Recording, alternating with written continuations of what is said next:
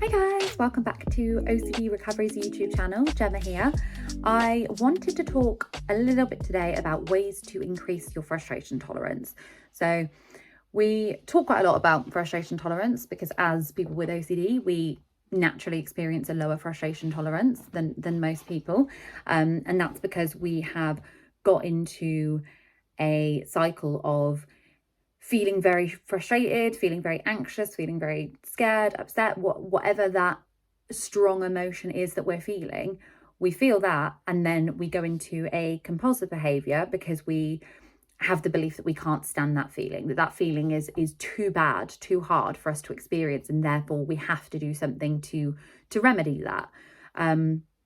Therefore, we often fall into comfort traps and we start taking the easy way out in every part of life.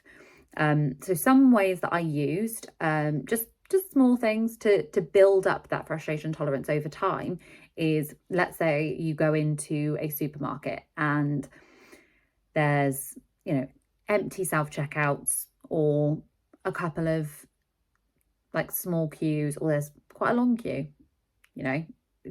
go to the long queue. I know that sounds crazy because why on earth would you want to do that? Like, you're already suffering, you've already got loads on, you just want to get in, you want to get out, but go to that long queue because that is going to make you feel frustrated, because why on earth would you go to the long queue?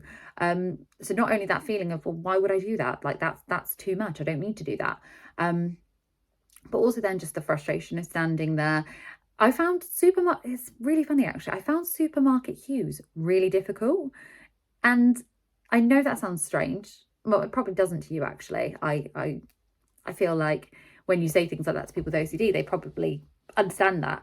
But it's like, it's all the people, the noise, the waiting. Like, I just wanted to get in and I wanted to get out. And don't get me wrong, I still just want to get in and out now. It's not, I no longer go and stand in the longest queue because I have absolutely no reason to.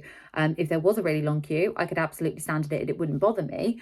But the point is, when you're really suffering and your frustration tolerance is on the floor, I would have rather gone in, and if there was only a long queue, I'd have gone. I'd found the next shop, or I just wouldn't have had the thing that I needed to go and buy, because standing in that queue would have just felt like too much to me. It would have felt like, no, because when I have to do that, like, all I'm doing is thinking, and there's people all around me, and especially when you're suffering with like existential and things, it was a very like, I don't like the close proximity and I don't like the noise, and it just all feels kind of weird. Like when you're struggling with DPDR, being in a space like that can feel really, really overwhelming.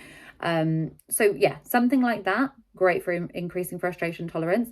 Something I was speaking to with someone about the other day, because for me, sitting down at the end of the day after spending the whole day being absolutely battered with OCD, sitting down and eating a meal became such a like ritual for me. Like it was a must. Like I had to make, well, in fact, I say I had to make a nice meal. I would actively try and like do as little making as possible and just shove something in the oven. I never ate like really badly because I genuinely don't enjoy eating really badly. That's not, I mean, I definitely binge ate chocolate, not gonna lie. But I mean, meal wise, I was never like a chuck it in a deep fat fryer kind of person anyway. So it's not that it was bad meals, but it was just quick meals. It was like, what can I literally just throw together that's going to take me as little amount of time as possible, because standing up, even just standing up, sometimes felt unbearable. So I would make this meal and then I would find like the perfect like thing to watch whilst I was eating, and I would just want everything in that situation to feel as good as it possibly could, because it was like, this is my one treat, this is my one part of life that I enjoy, sitting down, eating my meal, watching the TV with my daughter, and just, it felt like after a bad day, which every day at that point was a bad day, that was the one thing that I could kind of count on to be like, okay, this is the nicest moment. It's still not a nice moment. I'm still being battered, but it's the nicest moment I'm probably going to experience today. So this has to be perfect. This has to be exactly as I want it. So something that was great there for me for increasing frustration tolerance is eating my dinner stood at the kitchen counter, or maybe even missing it, entirely. Now, I'm not recommending that as a, as a weight loss method or as a thing anyone should do regularly, but just doing something that's going to completely throw this routine that you've created, that you've said that you really depend on, that can help massively to increase your frustration tolerance, because you do become dependent on those little things, and when you don't have that, it's like, wow, that one part of the day that I felt okay, I no longer feel okay. It's the same with cutting compulsions, I suppose. For me, one of my biggest compulsions when I was really, really suffering was every single night I would want to be on the sofa with my daughter playing a game like Roblox or something on our phones, and I still felt OCD, like I still felt bad, but it was when I felt the least bad. And so, not doing that was, yes, that's just not doing a compulsion, but also, yeah, partially frustration tolerance. Not doing compulsions is increasing our frustration tolerance, because the reason we do compulsions is because we can't handle that feeling. We feel like we can't handle that feeling. We feel like that feeling is too much.